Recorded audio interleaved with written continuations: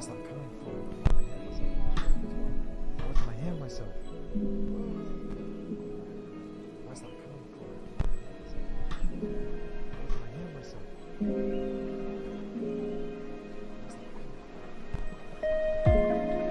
Hold on, I need to figure that out.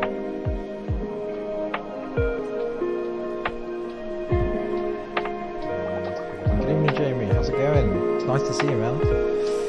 Been a while. Well, since we've had you on stream, in the stream. Jamie, how's it going? It's nice to see you, man. Been a while. I need to try and figure out where the stream audio is coming from. What is going on? Been a while. I need to try and figure out where the stream audio is coming from. Sandra, hello. Nice to see you again. Sandra, hello. Tell you what, hold on. Nice to see Let's just pause this a second. Sandra, hello. Tell you what,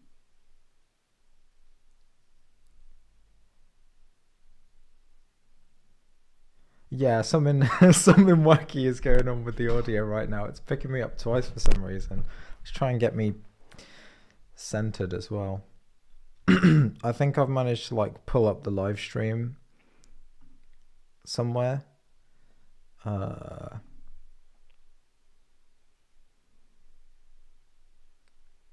Let me just close Safari.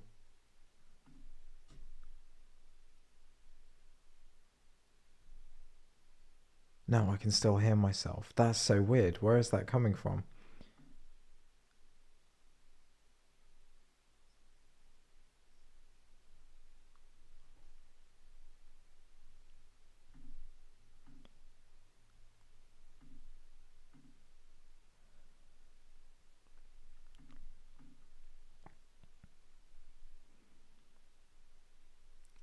Please bear with me.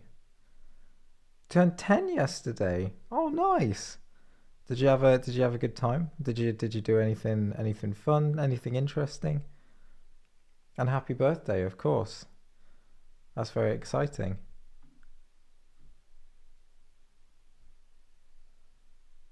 Okay. I think I'll fix the audio.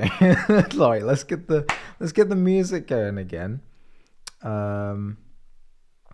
We're going here. We are going here.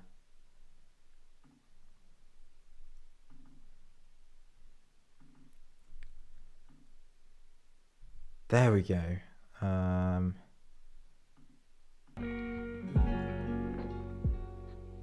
Okay. I think we're good now. Hello, guys. Hello.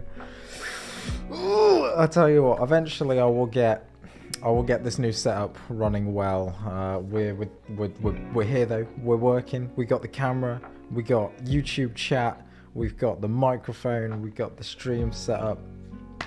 Things are going good. So, yeah, if you couldn't tell by the title of this video, today we're going to be continuing on with the efforts that we were starting on Sunday. We're going to be doing part 2 of the online game development tutorial / devlog thing. This game has a name now. It's called Children of the Fire. It's a kind of wave-based roguelike multiplayer game on Steam. So we're messing around with Fishnet, messing around with Steamworks.net in Unity, and yeah, we're gonna be doing a whole bunch of stuff. Something really cool that we're doing now as well. If I switch over to my development scene.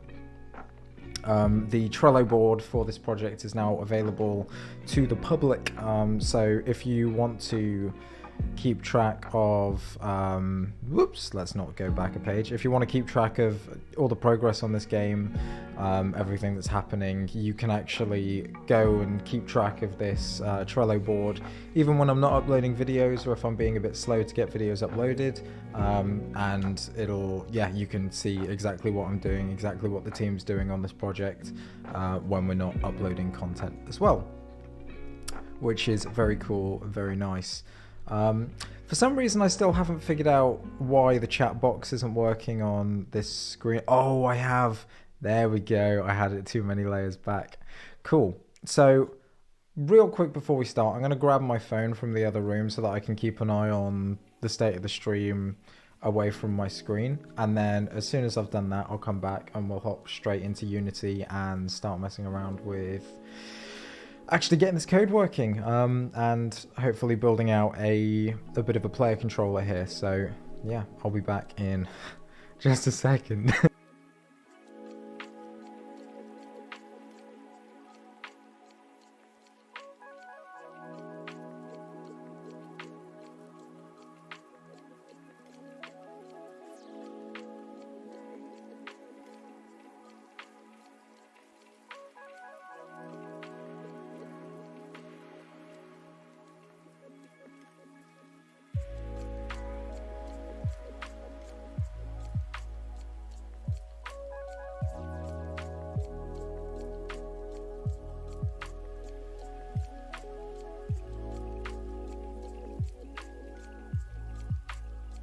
Ah, there we go.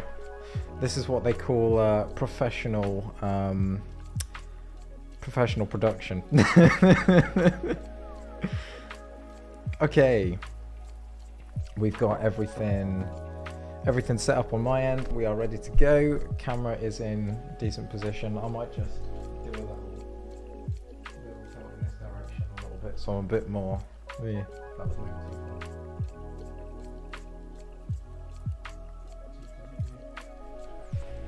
There we go, that's better. I'm having to like awkwardly balance the camera on top of the tripod while I'm waiting for a new one to come. Ooh, okay. Into Unity we go. So, since the last time, let's have a look and see what we've been doing. I've got a logo for the game now. I've updated the menu a little bit as well, but nothing has changed as far as the code is concerned. We've still got the exact same code base. Just to demonstrate what we had last time, I need to make sure Steam is running in the background. Otherwise things are going to fail, because basically, you know, to run anything through Steam, you need to have Steam initialized so it can access all of your user credentials, etc., etc. But to show you what we've got going here, we've got just a very basic menu with a quick game button and a host game button. You can press the host game button and it will bring you through to a lobby where if you're the host, it displays how many players are ready, and if all the players are ready, you can press P to start the game, but pressing P doesn't do anything yet because we didn't set up starting the game.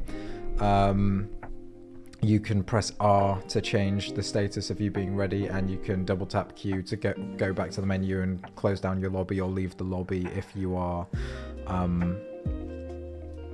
the host. So this is all really cool. What we're going to do now, or in this stream anyway, we're going to be focusing on the remaining items in this multiplayer foundation milestone on the Trello board. So we're going to be building out what I'm calling the player pawn, which is something that I've also stolen, kindly borrowed from Winterbolt Games, who is another YouTuber, does loads of really great content on fish networking. He's a similar size to this channel, and there's a link to him in the description. I highly recommend you go and check him out if you're interested in this kind of stuff. But generally the idea is that the player class is separated. We've got this network player object, which is its own kind of object, and then we can give that player a pawn that it controls. And those pawns can have different functionality to actually be moved around in the game world. So we're going to be building out that pawn class today, giving the players a physical entity that they can move around within the lobby, like in Among Us, and hopefully also getting the start game functionality sorted out as well. Question from Jamie: what is the game about? I forgot, I didn't see anything of it yet outside of the Trello board. Yeah, so the game, as a very basic premise, it's a multiplayer wave-based survival tower defense kind of thing, really. But the twist is, instead of it just being you build towers, it's like, imagine it's a tower defense in Minecraft. So you go around chopping down trees, mining stones, collecting resources that you can use to craft different weapons, build different types of towers, and build out new things. And I'm really excited about it because I've always had the vision for it in my head that everything's going to be really physics driven, and like you can throw objects at enemies, and if one of your friends accidentally runs in front of this rock and it hits them, they'll just die instantly or get knocked out. And I can see all sorts of really funny scenarios occurring in this type of game, and I'm really excited for having it come out. Tactical Programmer, yo my guy, how's it going? Glad you could make it. We are about to get cracking with some code, which I'm definitely not procrastinating over because I'm going to mess things up. Before we get into the new code, let's just have a recap of what we actually did last time code-wise so that you guys know what's happening. We've got our Steam lobby. This is where most of the integration with Steam is happening, around creating a lobby, hosting a lobby. Important distinction in multiplayer networked code. Lobbies are not networked. They're just a way of storing data about a group of people. There is no networking going on inside this class. It's literally just a way of us to interface with Steam to say we want to have a group of people under this data structure. So the Steam lobby class just has a couple of useful methods. We've got a method for triggering the hosting of the lobby, which creates the lobby on Steam's side with a maximum size of 6 and for friends only. And then we've got a few callback methods which get fired off by specific events on Steam's side. We've got an event for when the lobby is created, at which point we print out an error if anything's gone wrong. If everything's good, we cache all of that lobby data. We actually start the connection on our fish networking server, set the lobby data for what the host address is going to be to our Steam ID, because when you're using Steam, you know, in networking, you usually connect to someone with an IP address. In the case of Steam, you connect to them using their Steam ID or the host player's Steam ID. So we set that as our host address key on the lobby data, update our username, and set the name of the lobby to be username's lobby. For example, with me, that would be Cubsyman234's lobby. And then we put out a print to say it's successful. Next one is for when a join to the lobby is requested. When that's the case, we simply say to Steam we want to join that lobby using the lobby ID of that callback. And finally, when a lobby is entered successfully, we update our local lobby ID, which actually we only need to do this if we are not the server. So we can do a if not instance finder, make sure we are importing fish network. Yeah, instance finder.is server. Yeah, so as long as we're not the server, we're going to set our lobby ID. And the reason that I'm doing that is because we're actually already setting our lobby ID up here on the server. And both of these methods get called on the server because when you create a lobby on Steam, it joins you into that lobby instantly and automatically. So that's also why we're only starting the server up here on the lobby created method, because it will then enter us into the lobby. We'll grab the host address for the lobby data and start a client on that lobby as well. And that's basically everything that's happening on the Steam side of things. As far as integration goes, from now on, it's just normal networking code, which is cool. So to have a look at what we're doing, first things first, we've got a game manager. Really simple class. We've not got any game flow in there at the moment. All it's doing is creating a static instance, singleton type instance. And then we've got a synchronized object, which is a list of players. Effectively just so we can keep track of what players are in the game or not. And this, because it's a sync object, it maintains its value to be the same from the server onto all of the clients, and we can only update it from the server as well. You can't update synced objects from clients without using an RPC. And then the last thing that we did networking wise was create the basis of our player network object. This is a script, as I was mentioning earlier, for holding all of the data about the players in our game. We're going to be creating the physical things for us to control in this stream. We've got, again, a static instance which allows players to know information about their specific player data object on their client, which we'll see how we're doing that in a second. Couple more sync variables. We got one for the Steam ID, one for the username, and if we're ready or not. We've got a static reference to our new input system controls, and then we've got some network methods. So the first one is when the object is initialized on the server, this method gets run on the server, not on the clients. We always run the base first. That's very important because it does some stuff that if it doesn't happen, it can throw some weird errors that are hard to debug. So we want to make sure that we're running all of the base functionality first. And then all we're doing on server side is just adding this player to the game manager. Nice and simple. On the client side, so when this object is initialized on the client, again, we run the base functionality first. That's always going to be the same. And then if we're not the owner of this object, so if we aren't the player responsible for spawning in this player network object instance, we're going to return. We don't want to do any of this unless we own the object. So if we do own the object, first things first, we set this instance, the static instance, to be equal to this player instance, this new player network object instance. We then fire off an RPC, which is a remote procedure call. This allows us to call a method on the server from a client, and the one that we're calling here is to set our Steam ID on the server, and we're passing in steamuser.getSteamID, which basically just looks at your local user account and grabs the Steam ID from that. We're then initializing all of our input stuff, setting up things for setting if we're ready and disconnecting from the game. And finally, we are setting up our UI on the client as well, because you don't network UI. UI should always be local only. We just want to be able to grab data that is server related to show on there.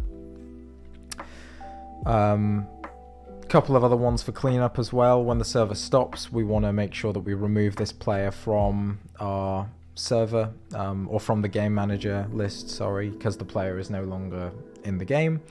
On destroy, deregister all of our input events. Very important that you make sure that you deregister any event callbacks when an object is destroyed, because when you create a new instance of that and assign the event again, it'll just end up calling the event twice if you haven't already deregistered that. So that's very important. And then we've got a couple of other client-side methods. One for setting if we're ready, which again just fires off an RPC to the server to set our ready status to the opposite of what it is at the moment. One for disconnecting from the game as well, which does a check to say if we're the server, we stop the server. Otherwise, if we're the client, we're going to stop the client. Stopping the server automatically stops the client if there's one started, so that's fine to just run it like that. And then we make sure that we leave the lobby as well, so that Steam doesn't complain if we try to join back into the same lobby. And then finally, as those server RPCs I was talking about before, these can only be run on the server and generally speaking will be called from clients. They both require authority or require ownership to execute, so it can only be called on an object from the client that owns that object. And one of them is updating our player Steam ID. It also updates the username based on that Steam ID. And then the other one is updating our ready status as well, which we saw functioning in the UI just a moment ago. So that's a very brief recap. I'm going to take a sip of tea real quick. While I'm doing that, if anyone has any questions about anything we did in the last stream that you want me to go over before we get started with today's stuff, stick them in the chat now and I will get on to them.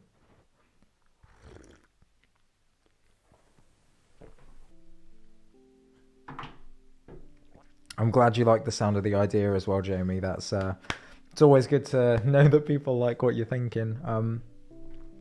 There's like a game that I think is similar is probably Sanctum. I used to play Sanctum 2 a lot with my brother when we were younger, like way back when in the early days of Steam. But that kind of follows a similar principle in that you actually play as a physical character in the world instead of it just being like a top-down god view.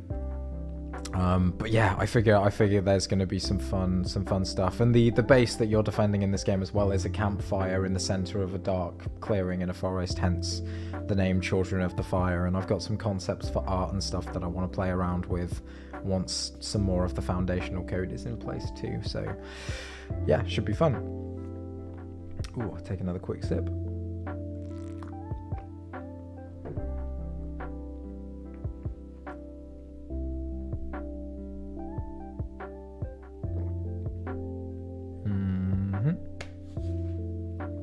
Okay, it looks like there's no questions coming in, so let's jump right in.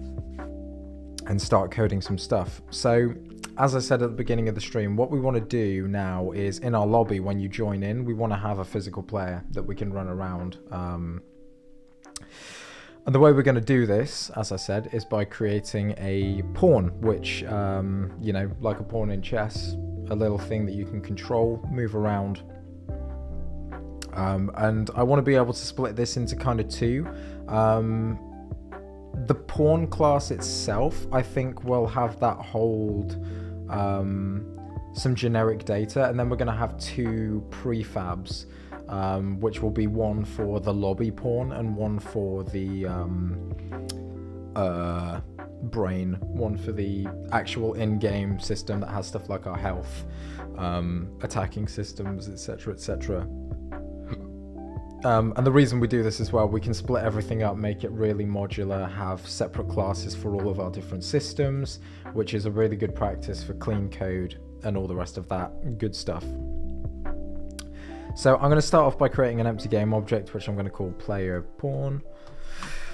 Let's just reset this to 0. And this is going to be our base prefab. I'm actually going to make a folder in the prefabs folder called pawn prefabs, like so. And I'm going to create a square on this prefab, which is going to be called graphics. Eventually we'll replace this with an animated character, but for the time being it's just going to be a square because squares are easy. I'm going to go ahead and yoink a color from the color palette that I want to use, which is on lowspec.com. Let me see if I can remember which palette it is. I know it was one of the ones with 8. I was searching through earlier today, and it's one of these ones that's got here we go, it's this one, Pastel QT. I really like the color set in here. And I think for the sake of this, I'm going to make my players this shade of brown. I'm going to brighten it up a little bit, maybe increase the saturation, but let's keep it quite pastel-y because I do like my pastel colors. Also, let me know if there's any other issues with the audio and stuff. I often can pick up on them, but sometimes I don't. So let me know if there's any issues. That would be good to know. Next thing I want to do is create a, let's make a little, no, let's do it as a 3D object because I'm a bit lazy. We're going to create a Text Mesh Pro object here. This is going to be our player name tag. Set this font size down to like 10. I want to make sure that it's centered up as well, and we will make sure that it's not stupid crazy size. Let's maybe make it 7.5 by 1.5. Gonna drop the scale to 0.5 as well. I don't think it needs to be quite as big as it is. Update our font and the spacing because we like nicely designed stuff, and I'm going to move it up a little bit so it's above our player's head, and I'm also gonna, let's drop this underneath the graphics so it's all parented nicely, and I will also make another sprite which is just going to be a downwards arrow.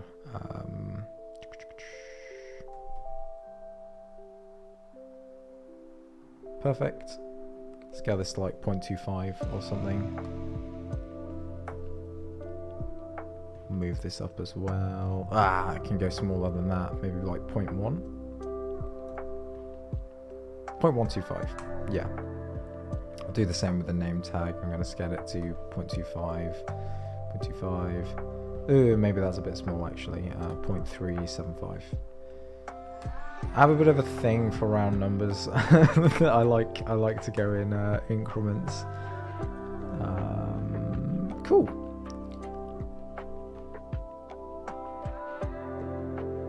There we go. 0.75 and 1.25. go ahead and add a box collider 2D. What I really don't want to do is have rigid body on this as well, because rigid bodies make networking syncing like a lot more of a pain. But, you know, we'll see how it goes. We'll see how it goes, and we might have to adapt. But this is our player pawn prefab done at a very basic level. I'm just going to go ahead and delete him straight up. I've made a prefab for him down here. And actually what I'm going to do, I'm going to drag him... No, I'm not going to drag him back in again yet. We'll just go ahead and create the player pawn script. So I'm going to make a new folder in my player systems folder called pawn components. And we're going to create a C# script called player pawn. Nice and simple. Pop this open in Unity. And we're going to go straight ahead and have this be a network behavior instead of a mono behavior. Geez, mono behavior. Network behavior is basically a networked mono behavior. It's fishnet's implementation of a networked object. And we'll see now, actually, if we go back into Unity and drag and drop this script onto our player pawn, it's going to automatically add a network object component as well, which is just what we use to, it's what fish networking uses to know if an object is available over the network or not. I'm going to go ahead and move it to the top. I'm also going to do the same for my player pawn. Cool. So I want to keep track of a couple of things in here. I think we want to keep an eye on our UI, so I'm actually going to have a... This is going to be not networked. We'll have a serialized field, private text mesh pro. Make sure we're using the TM Pro namespace. Private text mesh pro pawn name tag. And actually, I might make this public. And we'll just give it a get private set, because I want to be able to access this from other places, which we'll see why I want to do that in just a moment. We also want to have a sync var, which requires the fishnet.object.synchronizing namespace, which will be a public player network object, and this will be our controlling player object, I guess, controlling player object. And this is so that we can have, you know, callbacks to both. Yep, that's cool. That's cool.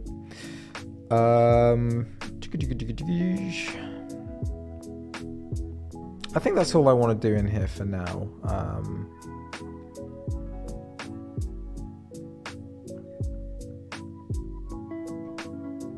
Yeah, I think that's all I want to do in here for now. So what I'd like to do, back in our player network object, we've got a couple of things that we'll need to do for setup. So one of the things that I want to consider, we want to be able to switch scenes from our lobby scene into an actual gameplay scene when the game starts. And we need to keep the game manager around. So usually you just say don't destroy on load on the game manager, right? In Unity, when you want to move it between scenes, you just don't destroy on load. In Fishnet, there's also an option to do that with networked objects where you mark it as is global. There's one problem though. Scene objects aren't supported for that. You can't set a scene network object as global, or mark a network object in general as don't destroy on load. So this is why I made a game manager prefab last time. I'm just going to reset its position so it's at 0, 0, 0. We're going to apply all of these changes. And then I want to delete my game manager from the scene. And what we're actually going to do instead, we're just going to have a serialized field private game manager, which is going to be our game manager prefab. And we're going to have the host spawn this object when the server is started. So in our onStartServer method, we will do a check to say if game manager.instance is equal to null. So if the game manager hasn't already been instantiated, we will instantiate one and spawn it on the network. So we do var game manager equals instantiate, passing in our game manager prefab. And then we need to spawn it on the server, which is simple enough to do. We just say spawn and we pass in the object that we just created. And that will just ensure that this, we need to make sure we get the game object of it as well. There we go. So this will just spawn the object across the network. All of our clients will now be able to access it. This will only run on the server and it will only run once as well. So we're not going to have any weird bugs going on where we've got multiple game managers or anything like that. Just to make sure that everything is still working as before, let's go ahead and set all of this up. So we'll assign our game manager prefab on our player pawn, head back to the main menu scene. I'm going to press play. And we can see if we press the host game button, we've still got all of our functionality behaving as before. We can ready up, ready down, quit the lobby, and our game manager is being deleted as expected and also respawned again when we come back into the lobby scene. Here it is.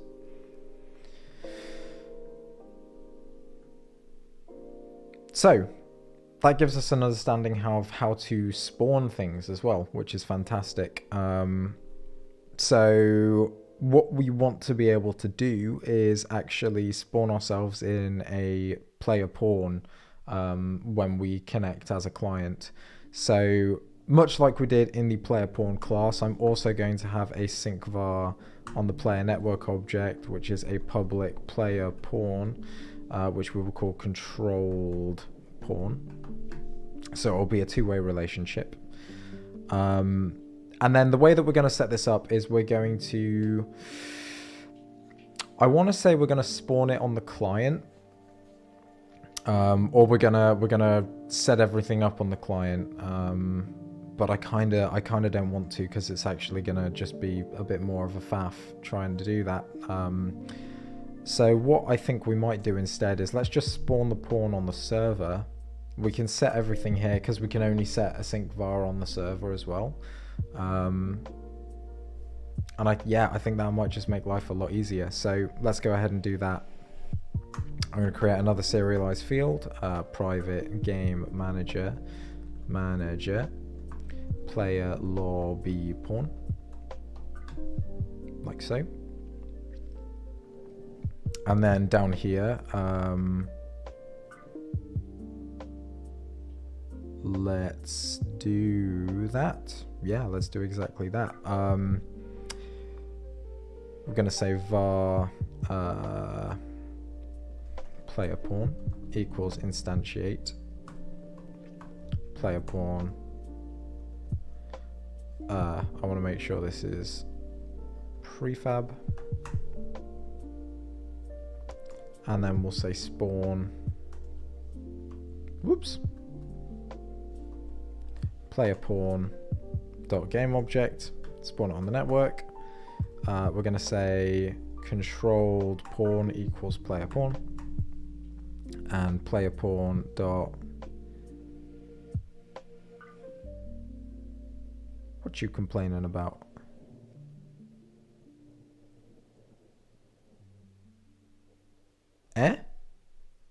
Oh, I've been stupid. That should be a player pawn. I had this as a game manager instead of a player pawn on the prefab.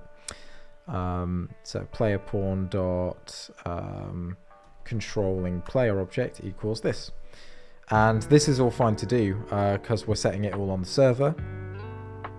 And it will, it'll go straight ahead and just update all of this stuff and sync it all down because we're using a sync var and it's all automatic, which is lovely. This is why I like high-level APIs. I don't have to worry about the details.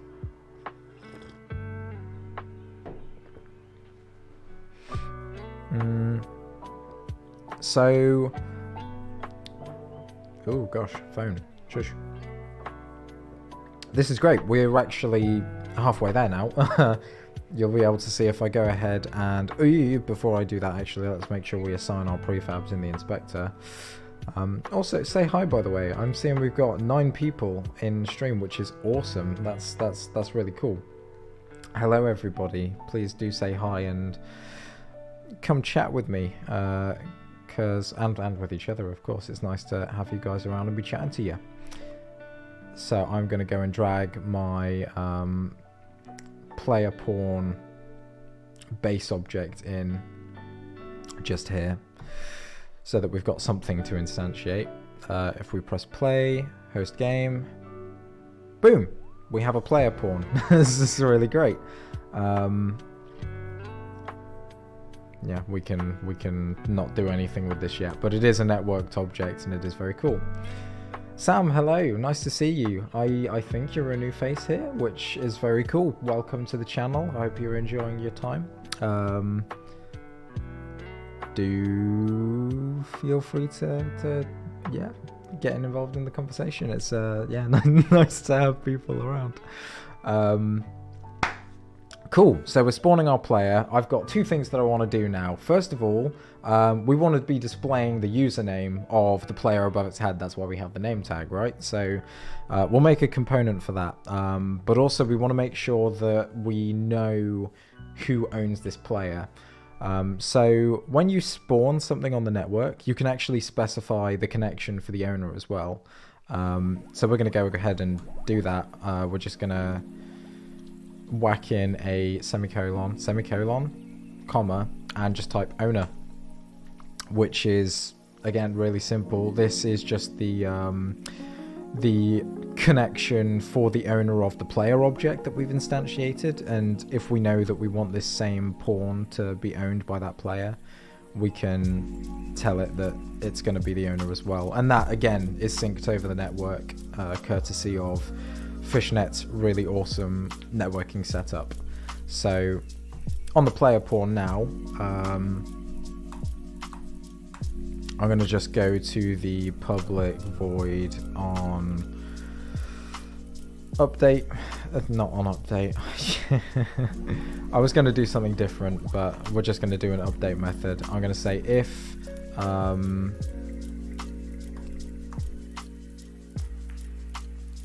actually, no, I'm not. I'm not going to worry about any of that. We're just going to go straight ahead and create a new component for our name tag.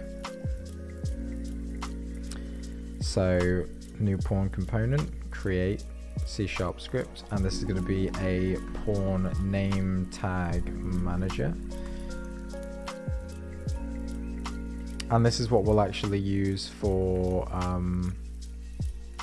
managing what this name tag says and things like that. Which, actually, thinking about it, probably makes sense if we take this, move it out of here, and move it onto our name tag manager instead. So let's get that import in there. We are going to have a public, we're going to have a public, no, we're going to have a private void on start client. Needs to be an override.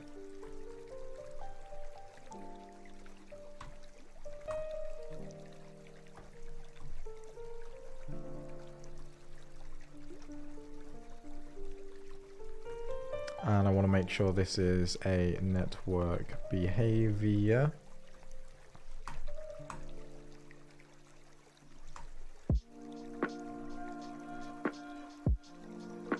Wait, do you need to be public? Yeah, there we go. Always call the base first. So when this is started on the client, we're going to go ahead and wait, no, I don't even want to do that. I don't even want to do that. We are going to have a private player pawn. It's going to be our player pawn component. And then in the awake, let's do it on start. We'll say player pawn equals get component. Player pawn.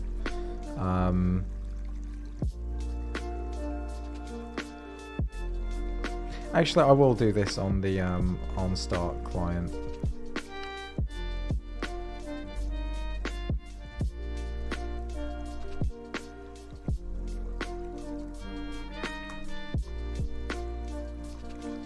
So we'll grab a reference to our player pawn, and then we'll say pawn name tag dot text equals player pawn dot controlling player dot username.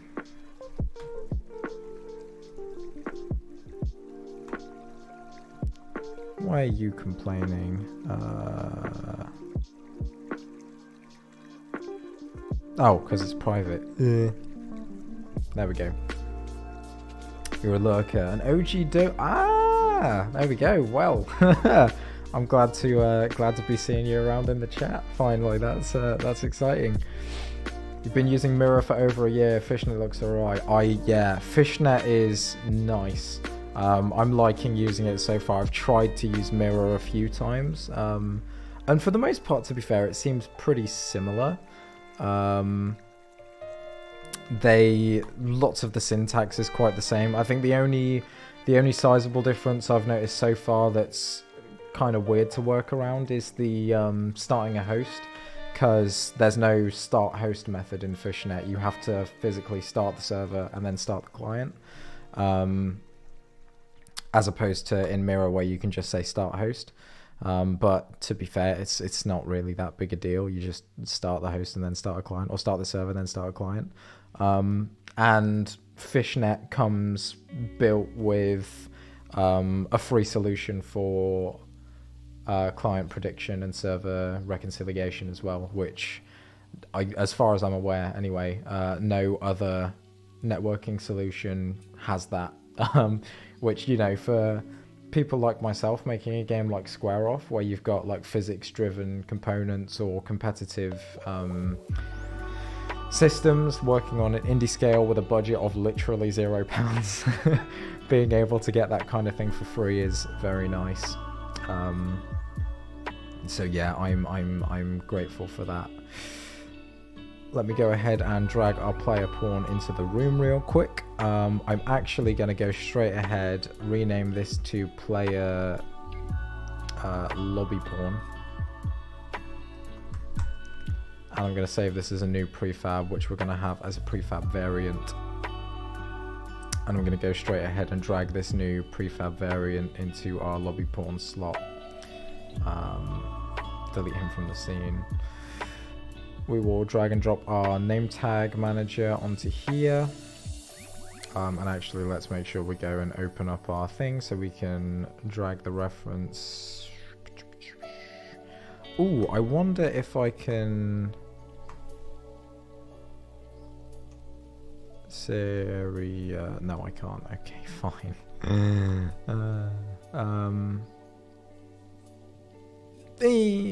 I want it to be public though. Screw it, yeah, I'll just have it be public. Because I want to access it from elsewhere. Really like the logo design. Thank you very much. I did not. My amazing girlfriend designed it. She's a very good designer and has helped me with a lot of the branding stuff as far as Shiva goes. Me and her spent a lot of time together, like back 2 years ago when I first started the studio working on the original draft, and she's been very helpful pulling together new redesigns for all of my crazy ideas. So yeah, very grateful that she's willing to help out, and she always does a really good job and puts up with my bad client complaints. So yes, very grateful. Thank you, Adele. Appreciate it.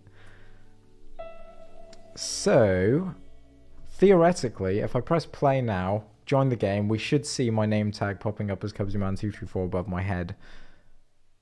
Oh, it didn't. Okay, right. So this means I'm going to have to reference my code that I've done before and try and figure out how I did this the last time.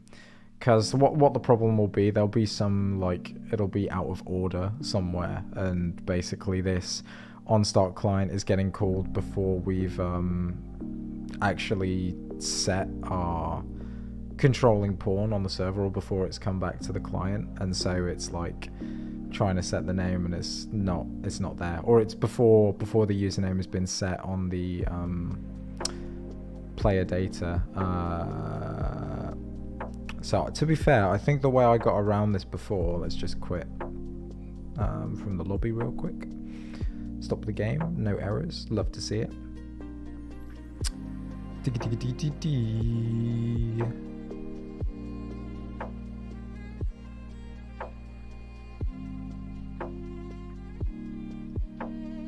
This is all scripts I wrote earlier while I was playing around with this stuff.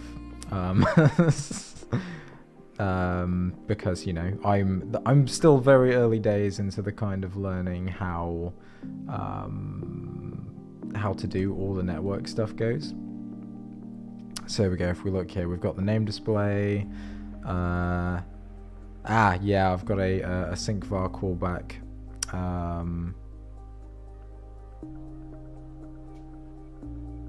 So actually, yeah, that's probably not a bad shout. Doing it like that. So the way this works, let's I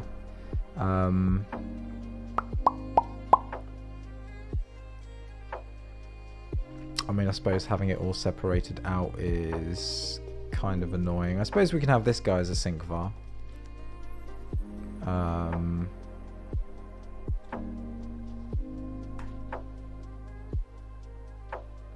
Although then I can't update it there.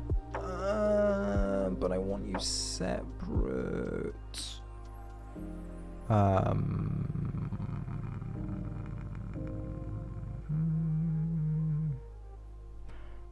What have I done here? It's actually on the controlling player update.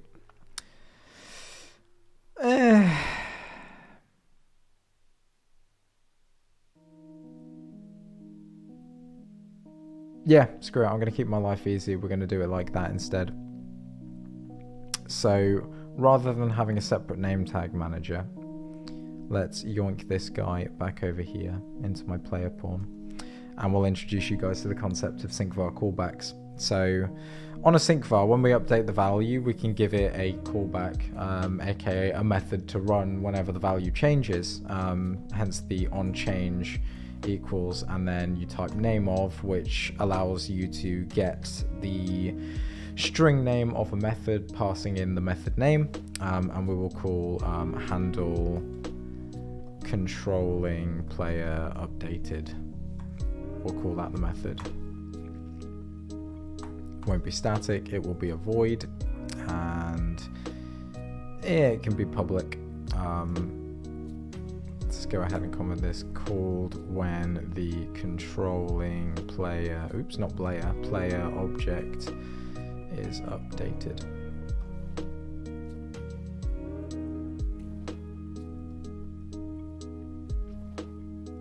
And with any of these callbacks, you always have to pass 3 values. You have to pass a player network object old val, or well, whatever the type of the sync var is that you're running this method from. You add in this, so type old val, player network object new val, and bool as server, like so. So then in here we will do the thing player pawn name tag dot text equals new val dot player username.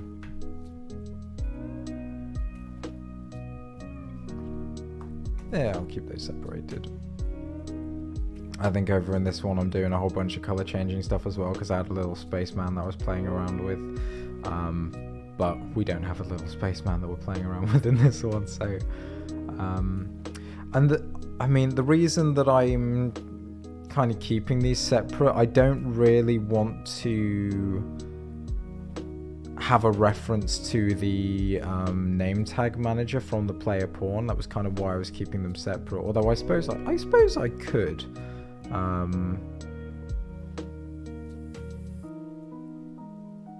Nah, I won't for this, and I'll explain why in a second. I'm going to just go straight ahead and remove the name tag manager from the player lobby pawn. We will drag our pawn name tag onto there. I'm actually going to hide the controlling player in the inspector because I don't need to see it. And I don't want to be able to change it in the inspector either. So now if I press play,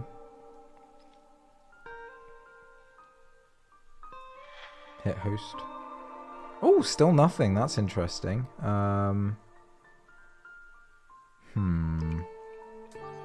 That is interesting. I wonder what I've done different, because we've got, yeah, if we look here, we've got the sync file on change, update player details.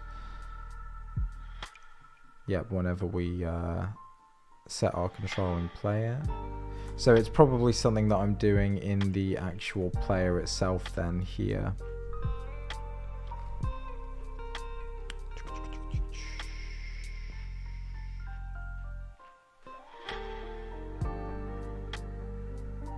Yeah, here we go. I am actually doing it as an RPC from the client. Yeah, so that's fine. That's fine. And we can see how that's happening down here. So yeah, let's do it like that. Let's do it like that. Make sure we keep life easy, keep everything running smoothly. So first of all, looking at Sam, yeah, sounds great. Server authority isn't that important for the game I'm making though. No, it's not for this one. For Square Off it would be, because Square Off for one is physics driven, which, you know, especially in Unity, Unity's physics system is non-deterministic, so any simulations that you run, you know, I mean, I'm sure you'll be aware, but any simulations that you run on one machine will differ to a different machine, and also differ from a repeat of the same simulation based on the frame rate and things like how performant the hardware is and things like that. So all physics calculations have to be simulated on the server, and also with it being a competitive multiplayer game as well, Square Off this is, you don't want people to be able to cheat because it makes the game less fun for everyone else. In the case of Children of the Fire, cheating just makes the game less fun for the people playing it, you know, like as in for the person who's doing the cheating. Because it's a cooperative game, you're just making your own experience worse. But yeah, specifically for Square Off, I need to do all physics simulations on the server so that everything's consistent for all of the clients. But I also need to find a way to make sure that movement still feels responsive. Because, you know, when you press the D key to move to the right,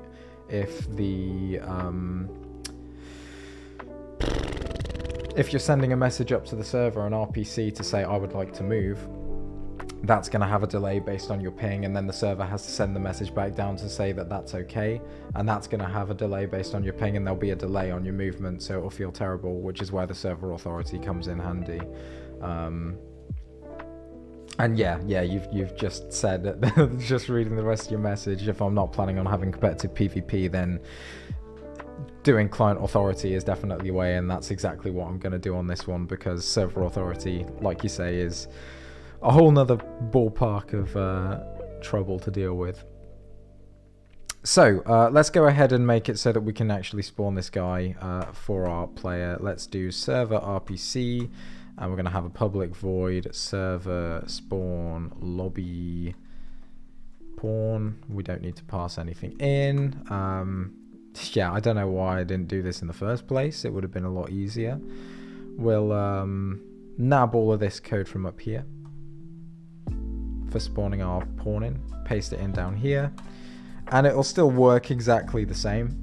Well, you know, we're still instantiating our object, spawning it on the network with the ownership of the same thing, update our control player pawn, and update our player's controlling pawn as well.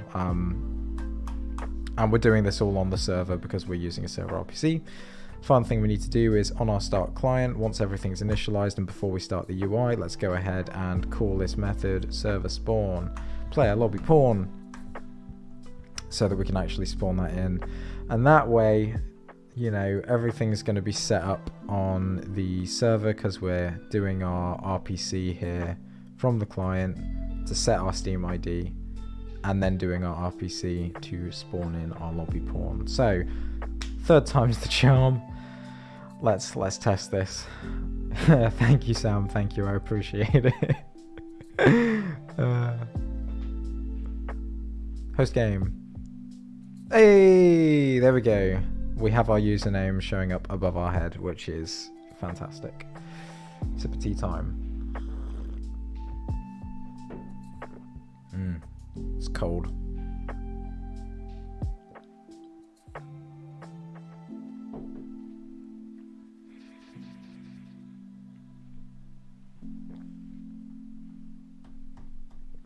And we can see we've still got our ready up, ready down working as well. So let's get some player movement working, shall we? And you know, I'm going to say again, it's kind of a hassle with testing. I can't test anything on stream at the moment, just because with Steam games specifically, you can't run 2 copies of the same game for a networked game on the same machine. You need 2 Steam accounts, therefore you need 2 computers, two people to test the game basically. And at the moment I don't have any of that set up on stream, and I can't do any of the Steamworks stuff on stream either because NDAs and all that jazz. If we get far enough, or probably in the next stream on Saturday, I'll try and get all of that stuff set up in time so that we can actually see some of this stuff working over the network. But for today, we're just going to be looking at stuff happening and just kind of taking my word for it that it works, even though maybe it doesn't, and we can debug and work through that on the weekend. Cool, let's go ahead and do this movement stuff. So I'm going to create a new C# script called player pawn movement. Go ahead and pop this open. I'm going to make this a network behavior again.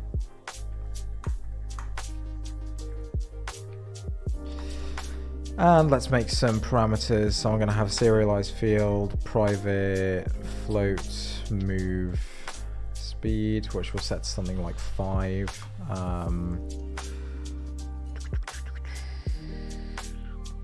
I think that's actually all we need.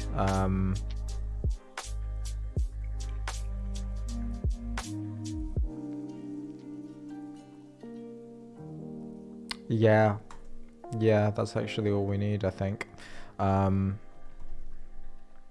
So let's override our... I am going to reference back to my other code real quick just to jog my memory for which method I want to be running this in. Pawn movement, where do I want to do it? I want to do it in...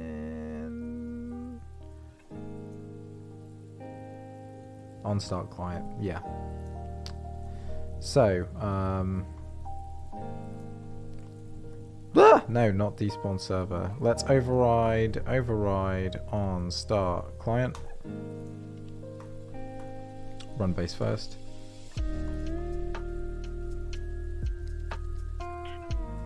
Always. And here we're going to do a check to say if we're not the owner,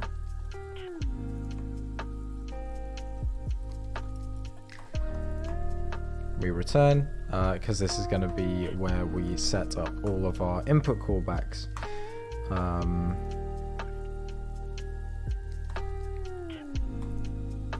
No, I do want an extra layer. So I'm actually just going to make a reference to controls here, which we're going to set equal to our player network object instance controls.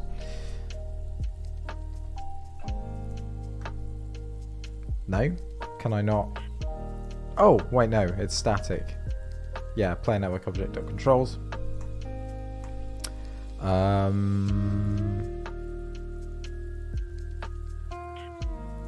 Actually, we can do this really easily. We can say, let's have a private vector2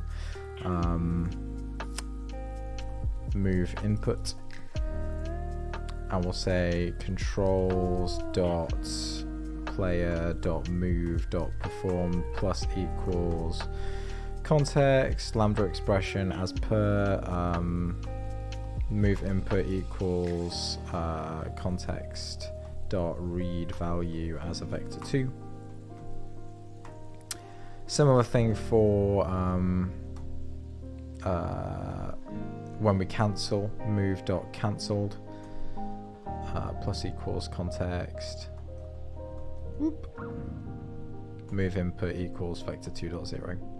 And the reason we have to do this one as well is because on keyboard specifically, if you're not pressing anything, it doesn't register as performed, so it's not going to return a vector 2.0, and you'll just keep moving in the same direction that you were moving before. And that's not that's not what we want to do. So that's all good there.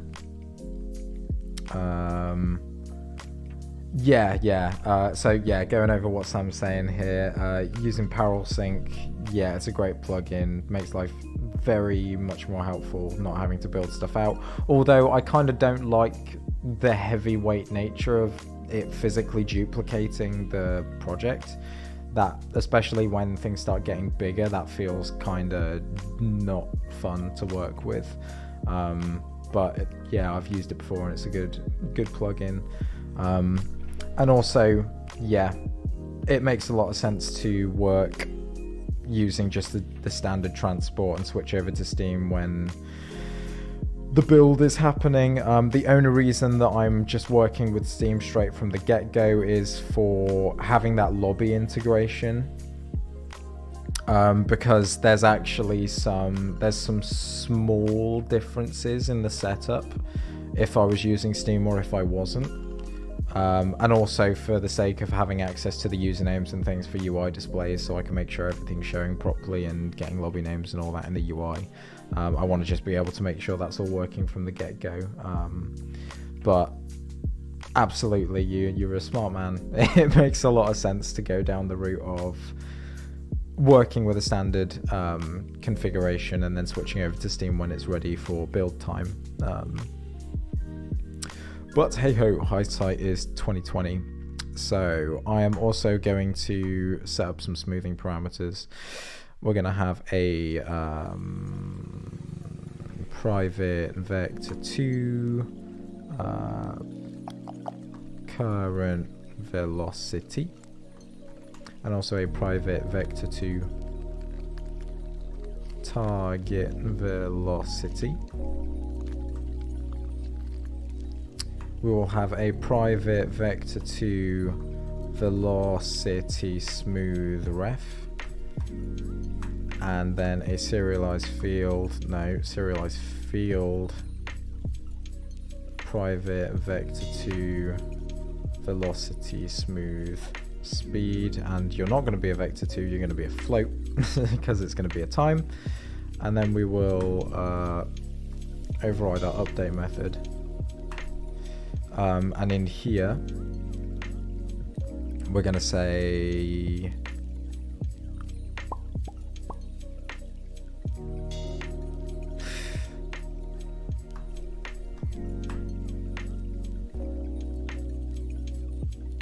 yeah, no, this is fine. This is fine. I can do everything that I want to do as I'm doing it. If we're not the owner,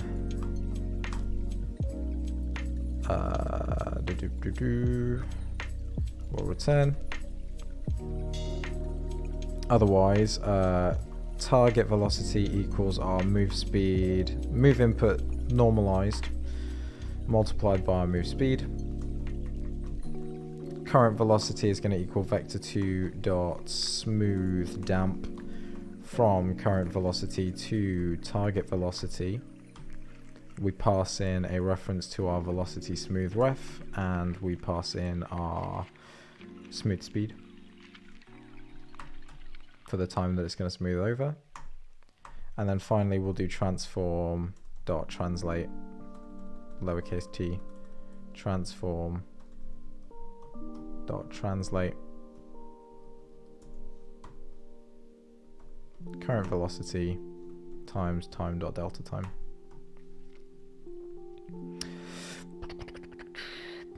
And now we should have a moving player, very simply. And this is handy because we can reuse this player pawn movement on our in-game pawn as well as the base pawn. So I'm actually going to go ahead and add the player pawn movement script onto our base player pawn. I'm going to set the velocity smooth speed to like 0.25, or maybe not 0.25, maybe 0.125, so it's not like super slow. Go ahead and press play. Hit host. Oh, there we go. And now there we are. We've got a little dude who can move around. He's not going to collide with anything, I'm pretty sure, because rigid bodies and Unity collisions and all that fun stuff, but he's smoothed. We've got some acceleration, deceleration, all very fun, very cool. I do love to see it. This guy's not going to be syncing over the network yet, and that's because we need to add an extra component. We need to add a network transform on here.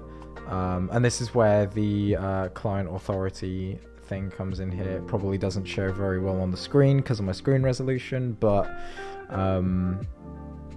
yeah, if we check this checkbox for client authority, then it means that basically the client is in charge of how this object moves and how the data is updated rather than the server.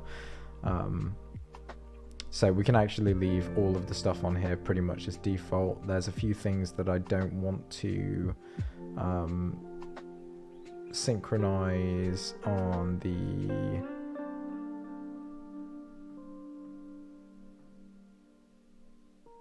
or a few things that I don't want to bother synchronizing across the network. I only want to synchronize the X and Y position. Don't want to worry about Z. And I don't think we actually need to synchronize the rotation at all because we're not going to be rotating, and we don't need to synchronize the scale at all because we're also not scaling anything. Cool.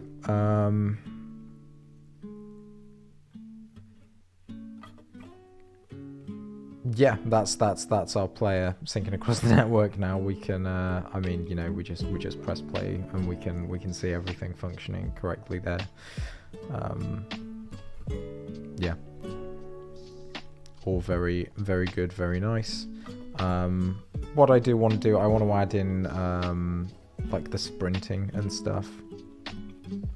I also want to make sure that I actually remove these as well when we are on destroy.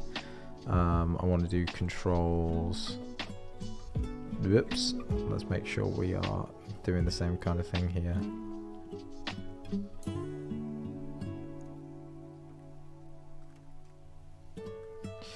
And actually I'm gonna do the same as I did before. Have a private void update move input, which takes in a callback context, and we can just do that in here instead.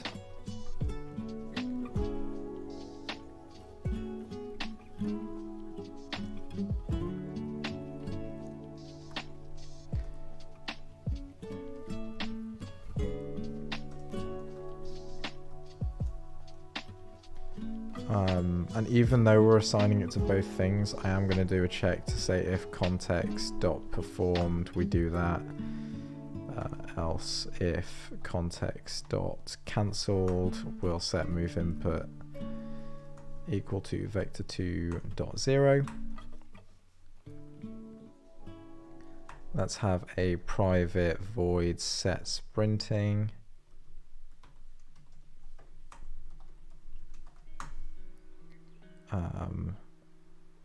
And we'll do a similar thing here. Context to performed, we'll say sprinting equals true. Otherwise, sprinting equals false. Let's make a ball for sprinting.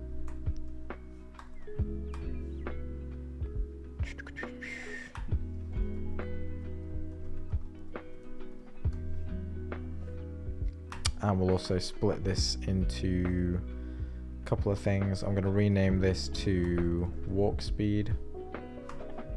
And we'll also have a serialized field private float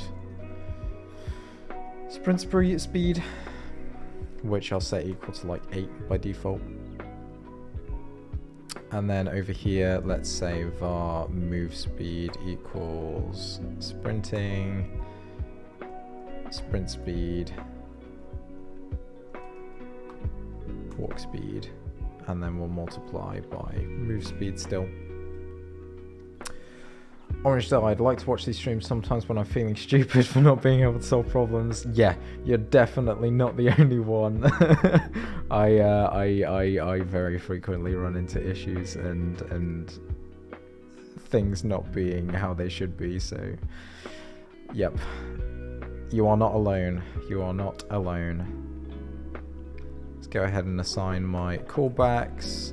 Let's do controls.player.sprint, which we haven't created yet, .performed, minus equals, because this is the unassigning, set sprinting. Same thing for cancelled, 1L. Add these in here with a plus. Let's go ahead and add sprint to our player controls.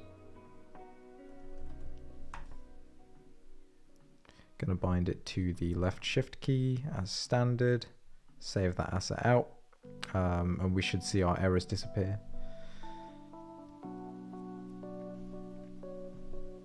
How are we all doing, by the way? Is everyone still surviving? Are our brains still alive and not being burnt up by my terrible coding skills?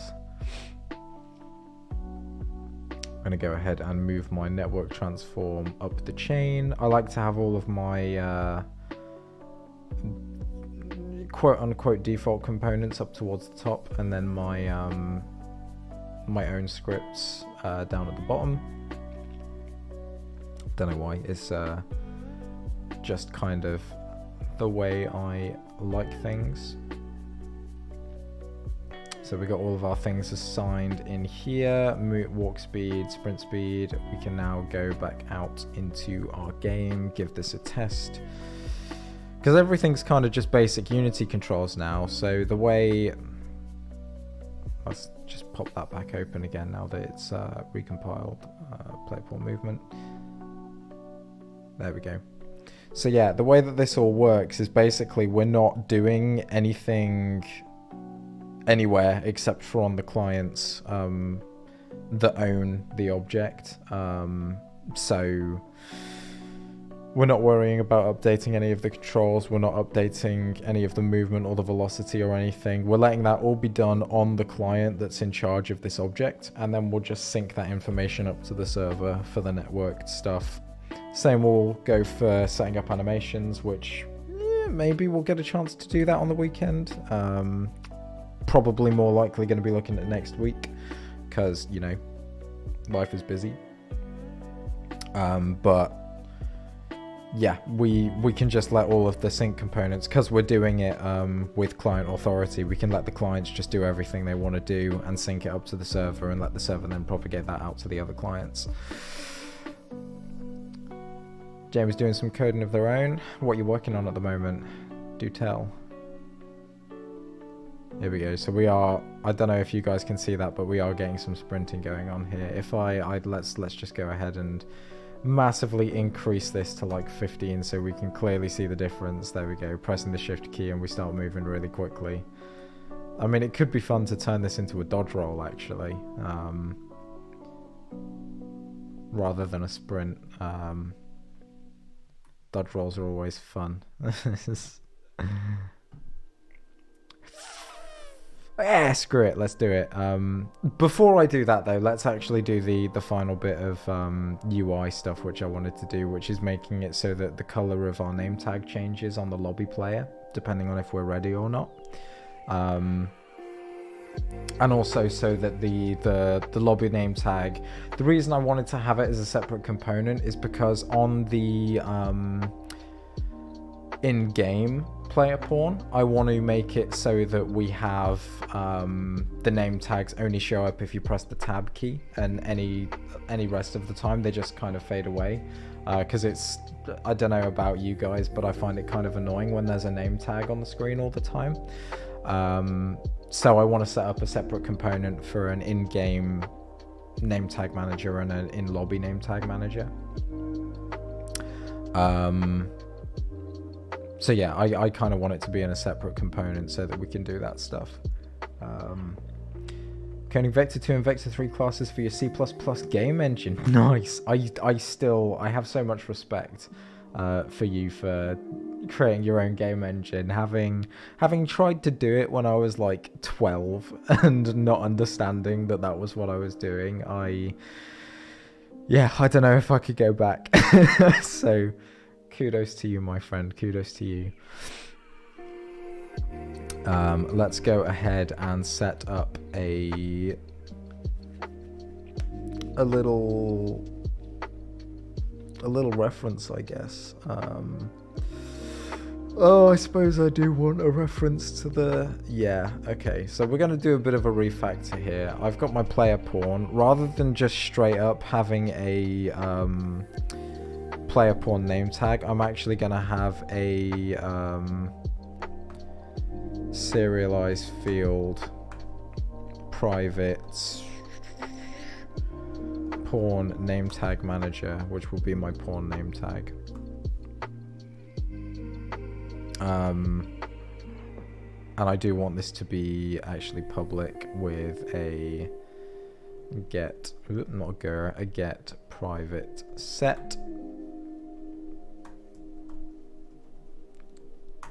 In the start, we'll actually assign that. You should be capital P. Pawn name tag equals get component pawn name tag manager, and we'll actually just create a method on here called set name tag.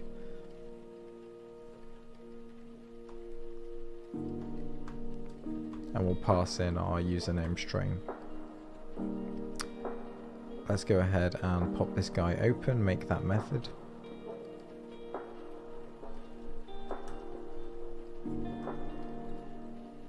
Set name tag, string, name tag, string. And we'll say pawn name tag dot text equals name tag string. I can go ahead and make this a serialized field, make sure we're using Unity Engine, serialized field.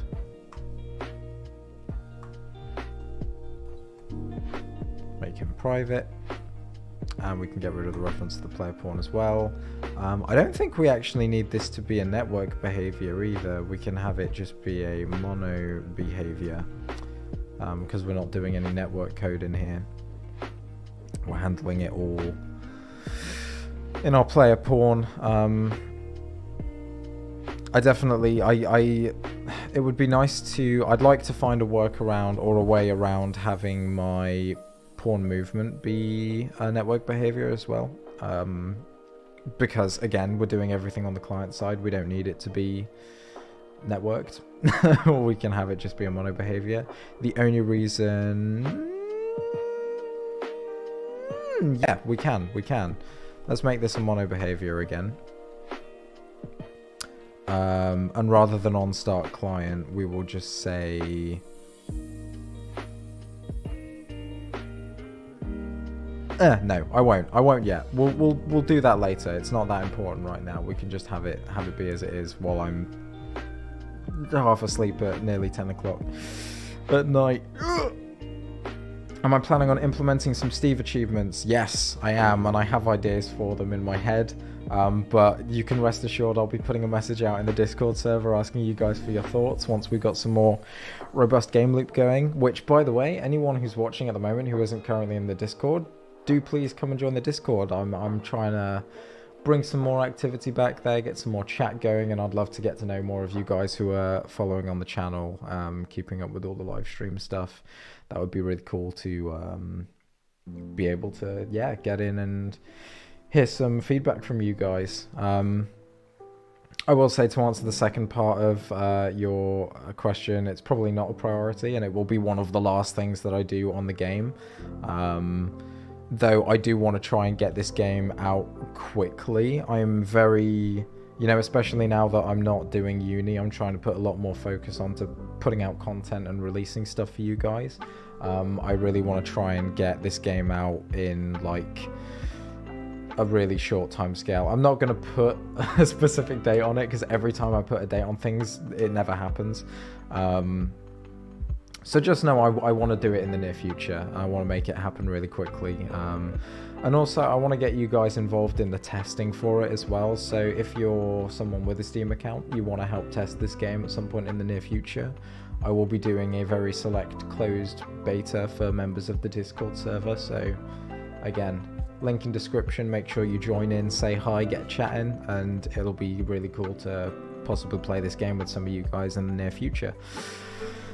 So, yeah, let's update that name tag information. So all of our player pawns need a name tag. He says, you know what? No, they don't. Let's go ahead and just add it to our lobby pawn. We'll have a different name tag manager for the in-game one.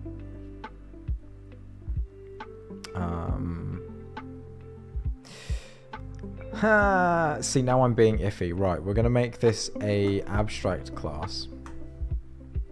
I'm going to make this a virtual void. And I'm going to make this a protected text mesh pro component. We are then going to go ahead and create a new C# script, which will be a lobby pawn name tag, lobby pawn name tag manager. Matt, hello. Hello, my guy. How's it going? Everybody say hi to Matt in the chat. For those of you who haven't seen in Discord or on the YouTube channel, Matt is the sound designer that we now have on the Shiba Dog Studios team. Very nice to work with, very enjoying having him here. And he's in chat, so say hi. Say hi to Matt, please. Show him some love. We are working on networked code, Matt, if you couldn't tell. I'm probably going to stream for like another 15-20 minutes-ish, because my camera is going to die shortly after. But we're finishing up on name tags, and then we'll make it so we can transition into a new scene and get things sorted from there. And yeah, all should be good. My message is going to linger around, isn't it? I love spam accounts, my favorite type. Right, so this is going to inherit from our pawn name tag manager. I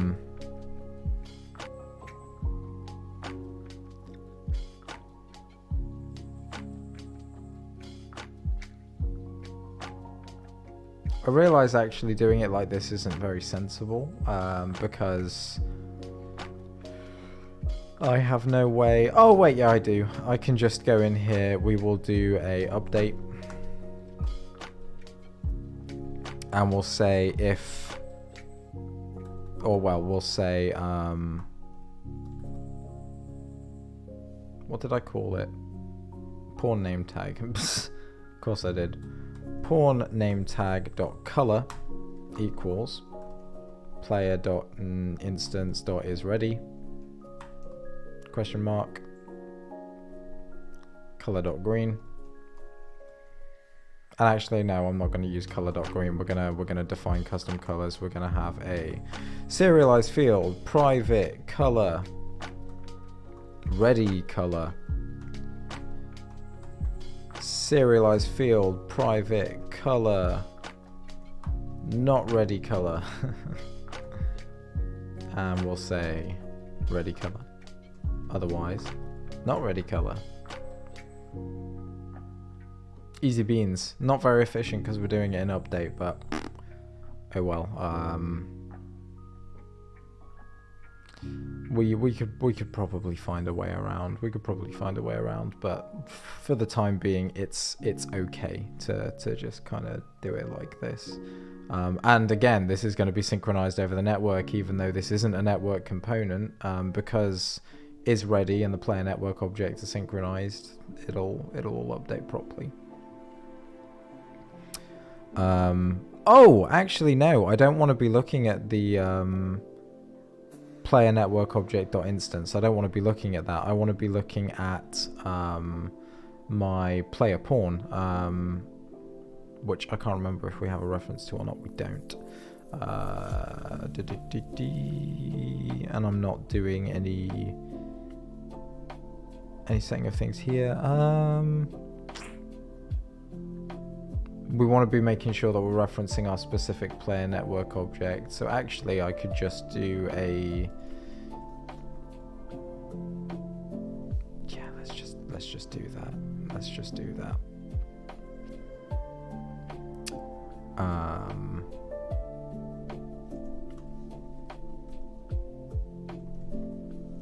This is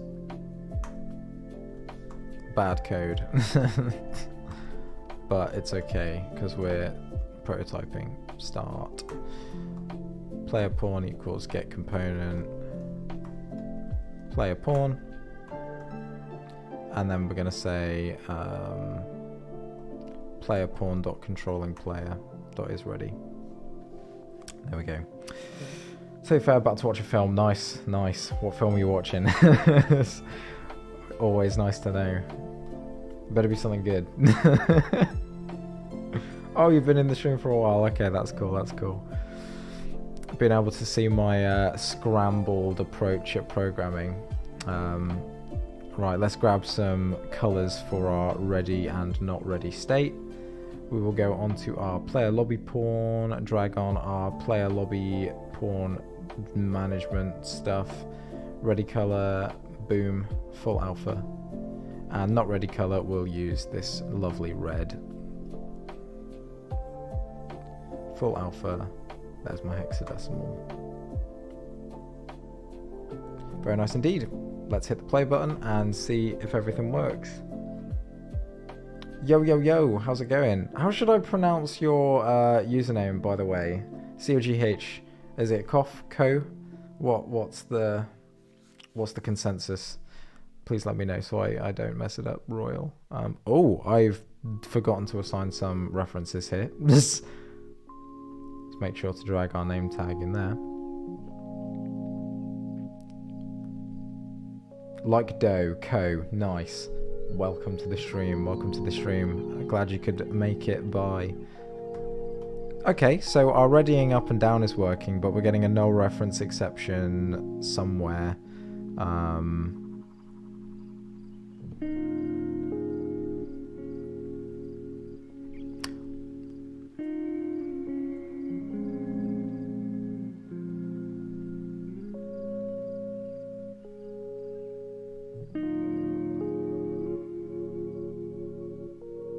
It's this guy, the name tag manager. You are a name tag manager. Apparently it's struggling to find. Have I forgotten to update the thing to actually spawn in a lobby player? Nope, we're spawning in the lobby player variant. Yeah. So it should be doing a get component, grabbing this lobby pawn name tag manager, and being on its way.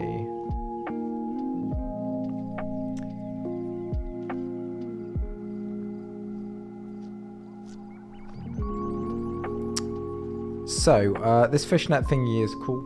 It works. I'm just not very good at it.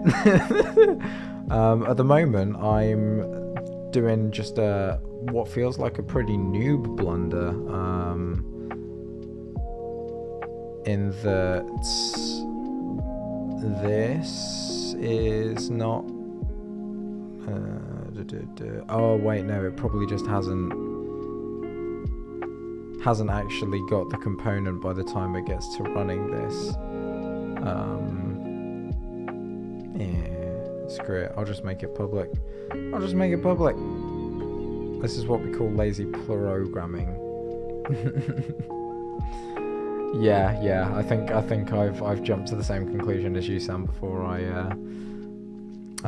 before the message came through, that it is indeed going to be a quote-unquote race condition where the sync var is being set before start. Yep, there we go. Name tag updating. We can see that I am ready with a green tag. I'm not ready with a red tag. Yes. All behaving nicely. Cool tricks. I'm trying to think if there's anything else specifically that I want to delve into too deeply on this stream, because I'm aware that I only really want to go for like an extra 15 minutes if I'm going to keep streaming. I think what we could do, we could play around with just making sure that we can get collisions working, which, to do that, we want to be using a rigid body. So I suppose let's update our player to use a rigid body. Yeah, sure, why not? We'll go on to our player pawn movement, and this is going to be cool because yeah, great timing from the question from Ko there. This one is going to be client authoritative. Yeah. There'll be a few things that are server authoritative, but movement is client driven, because it's just easier. I mean, Fishnet does come with built-in solutions for free for being able to do server authoritative movement, and it actually is quite simple to set up. So it wouldn't be terrible to do it. It's just not particularly necessary for this specific context because it's not a competitive game, and there's not too much that could really get ruined by clients cheating other than their own experience. So for the time being, I'm happy to kind of just let things be as they are, which is cool. And yeah, I actually like the idea of using a rigid body rather than a straight up transform movement as well, because I'd like to be able to add forces, or add maintained force to our controllers anyway. Cool, so I'm going to just add a require component type of rigid body 2D. Private rigid body 2D. I'm going to call it RB. We will go ahead and get a reference to that.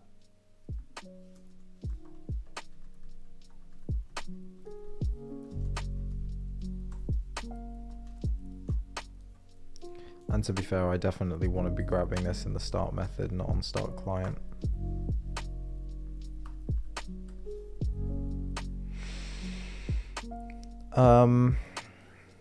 Yeah, and then rather than transform.translate, I'm going to say rb.move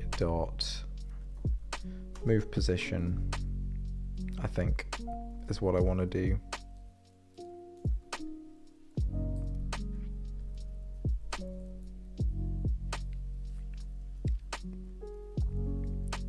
I want to make sure that this guy's got a box collider. He does. Good. I'm going to give it a color because I like having colors on things. Paste that in there. Let's probably... You need to be a bit more clear, don't you, compared to the background, a bit more standout. Maybe make like a rich brown shade for our wall here. And I'm going to make it like tall. So on our player pawn, let's go ahead. It's already got the rigid body component in there. We're going to set the gravity scale to 0, not the mass. We want to make sure it stays as dynamic because we want to have collision detections handled. I'm going to freeze the rotation. For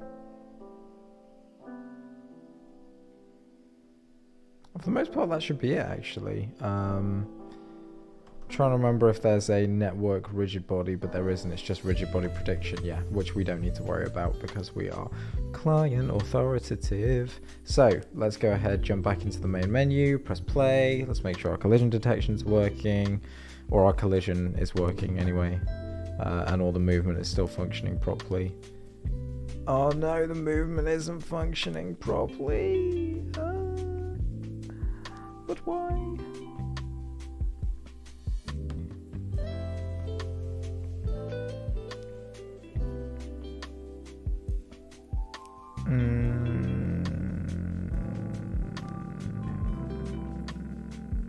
Yeah, that's odd. I think it probably is because the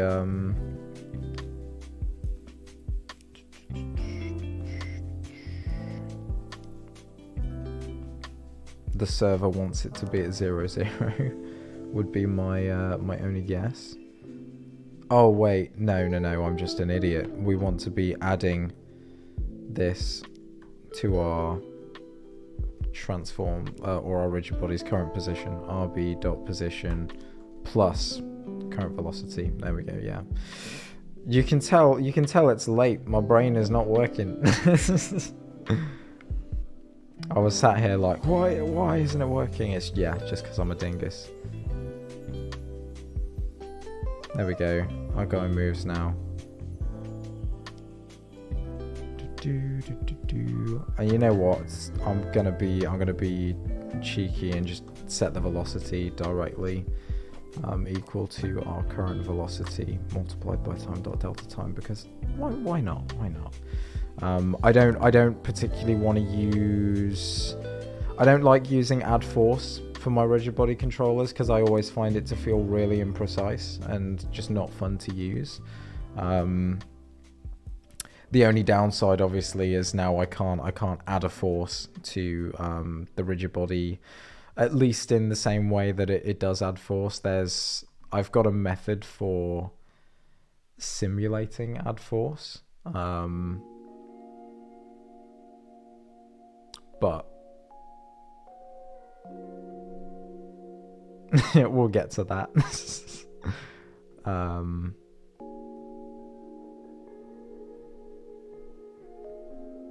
No, does it not like that? I don't think it likes that.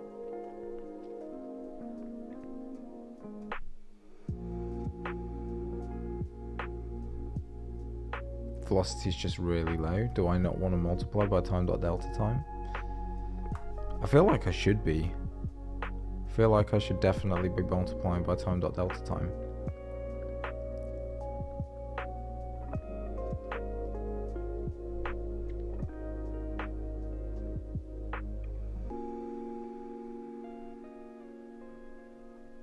Yeah, maybe not. Well, that's fine. And if I run into this wall here, yes, we do indeed get stopped by the wall. Can't move through it. Very nice. I mean, this is like a hella basic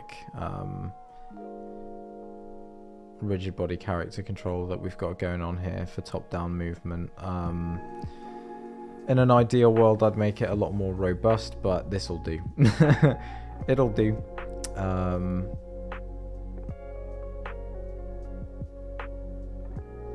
Yeah, that's cool. We can ready up.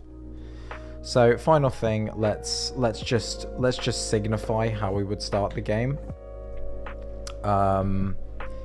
Pressing the P button. Let's go into our UI, add a new control for start game. Gonna set the binding, as we said, to P. That's for keyboard and mouse. We'll save that. And then over on the player network object, I want to do this thing here.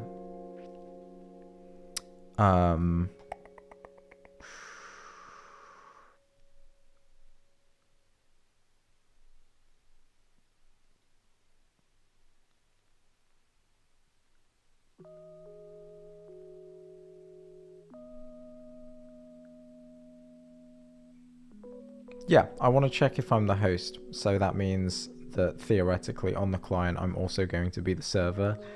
That feels really not like the right way to do things, but hey ho. If we are the server,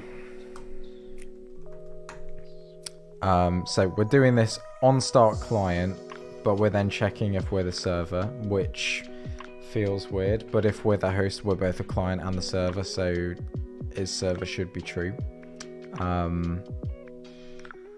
So if we are the server, I also want to go ahead and say controls dot UI dot start game plus equals server start game, or actually just start game. No, game manager dot instance dot start game. And we haven't made this method yet, so we'll go ahead and do that. I'm just gonna copy paste this over to our on destroy. If we're the server, let's deregister that as well. And then on our game manager, let's make this start game method. So we're gonna have a public void start game, which is gonna take a callback context.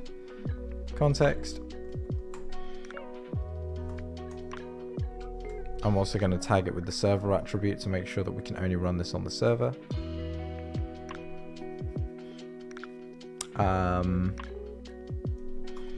We will debug.log starting the game, and then we will iterate over all of our players. For each player in players, we will say player.startGame, which again, we need to go and make this method, so let's do that. Go back onto our player. We'll create it down here above the disconnect from game, public void player start game. I think that's what I called it, right? No, I just called it start game. Nice.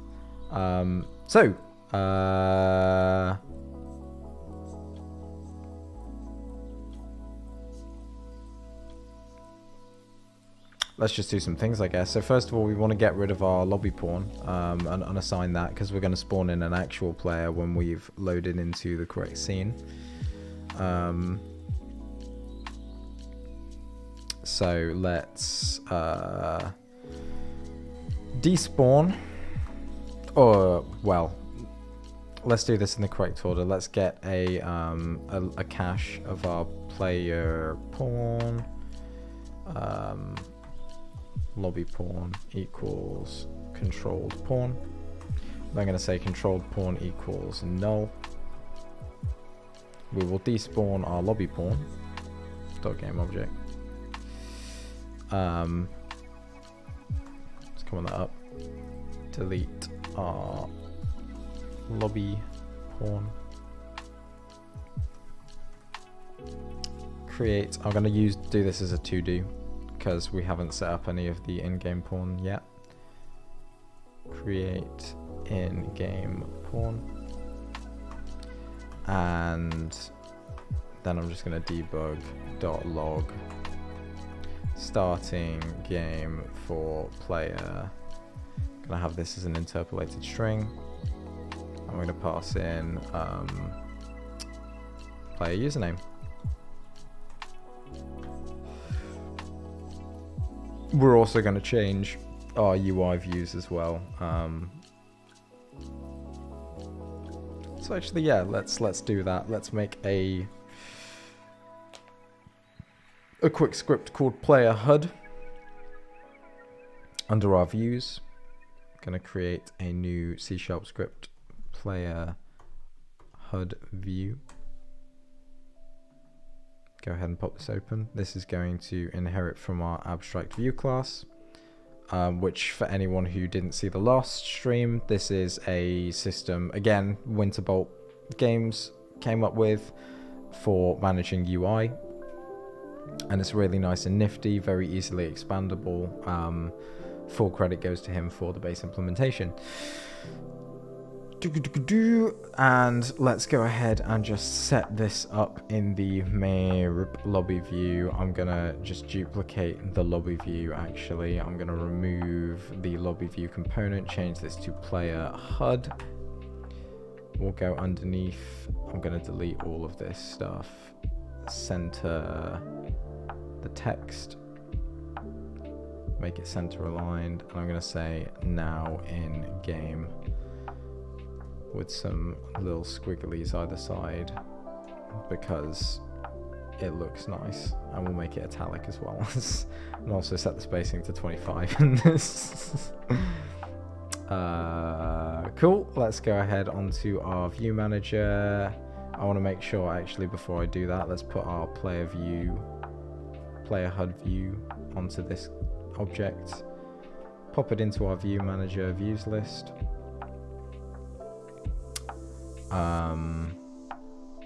And then we'll go ahead on our player network object. I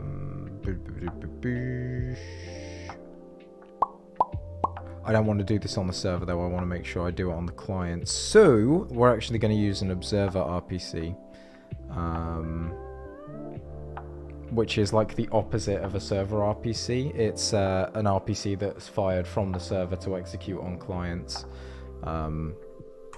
So let's go ahead and make one of those. Observers RPC, public void client start game. And all this is going to do is say if we're not the owner, we'll return. Otherwise, UI view manager dot instance dot set show player HUD view. And I want to make sure that we call this here as well. Client start game.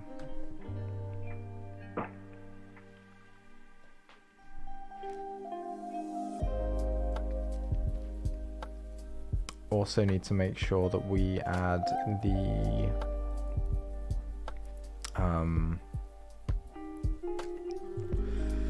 observer manager, not on here, on our, wait, this is going to be one of the moments where I need to look at the documentation. Fish networking components. Oh, actually no, we want to go to general guides. There we go. Remote procedure calls, observers RPC, network observer. There we go. Make sure we've got a network observer on here. Yeah, we'll leave everything as default. Cool, I think that's all fine. So if we go into our main menu, press play, press the host game button. Here we are. I'm pressing P, nothing's happening. Oh. No, stuff is happening, and stuff shouldn't be happening because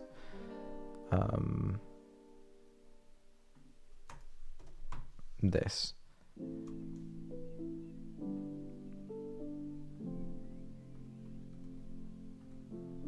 So if not all players are ready, we don't want to do anything. We also had an error firing because we weren't the server apparently, which is interesting to say the least.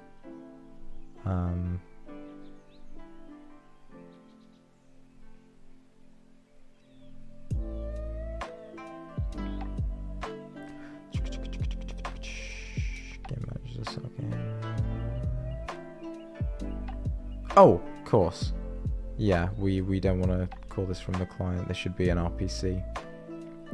So I'm actually going to rename it to server start game.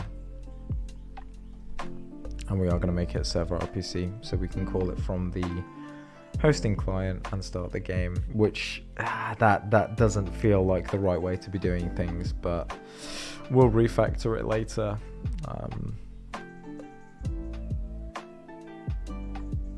Bruh.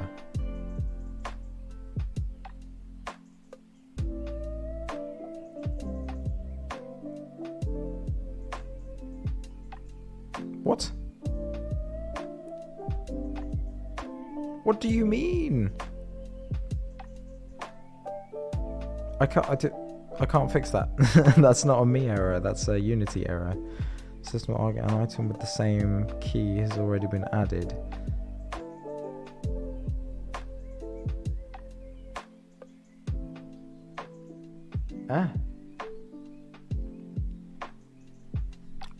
Just do a quick restart of the editor.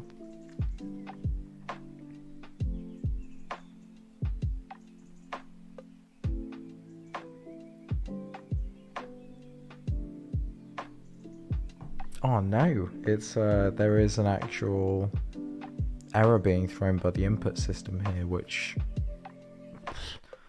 is not particularly helpful. I don't know how to fix that. It doesn't even tell me much about where it's coming from. 0, 0. Oh wait, is it gonna be...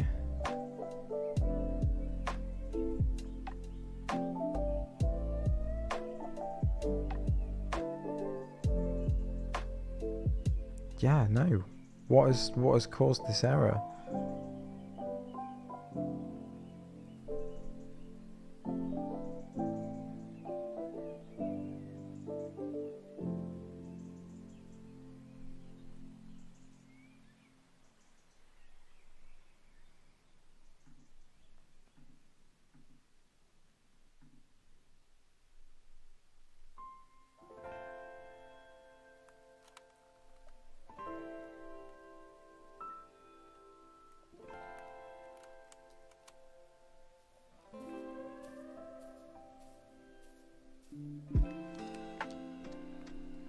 Yeah, I don't know where that's come from. I don't know where that's come from or what to do about it.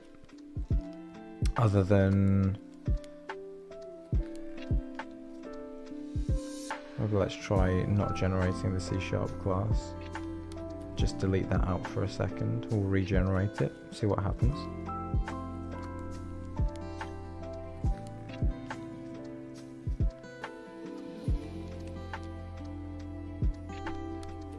No, same thing back again. Yeah. I do not know what to do about that.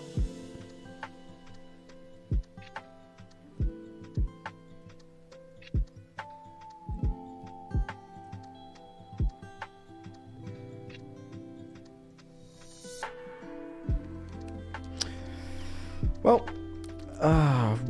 on that note, I'm going to call that the end of the stream. Sad to end on a low, but I'm going to need more time to look at that, and my brain is fried. It's 10:30 at night at the moment, so I'm going to go have some more tea and go to sleep and probably take a look at this tomorrow, because, yeah, I haven't got a clue what that error is. I've never seen that before, and I have no idea what could have caused it.